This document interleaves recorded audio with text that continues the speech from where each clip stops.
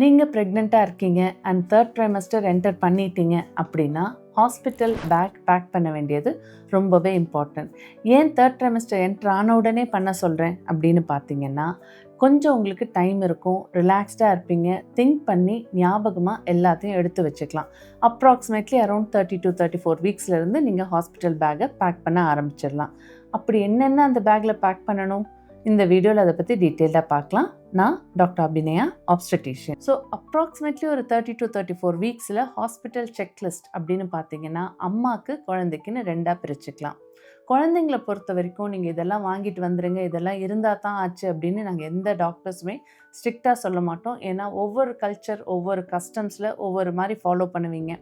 அந்த மாதிரி நாங்கள் என்ன சொல்லுவோன்னா, சேஃபாக ஏதாவது கிளாத்ஸ் வாங்கிட்டு வந்தீங்கன்னா நல்லா வாஷ் பண்ணி டெட்டால் போட்டு நல்லா பண்ணி க்ளீனாக கொண்டு வாங்கன்னு சொல்லுவோமே தவிர, இவ்வளோ க்ளோத்ஸ் கொண்டு வரணும், இந்த மாதிரி டைப்ஸில் வரணும், அதெல்லாம் எதுவுமே கிடையாது. பேபிக்கு சேஃப்டியாக ஒரு க்ளோத்ஸு, அதே மாதிரி டயப்பர்ஸ் அண்ட் டயப்பர் ரேஷ் க்ரீம் இருக்கும். ஏன்னா ரேஷ் வராமல் இருக்கிறதுக்காக.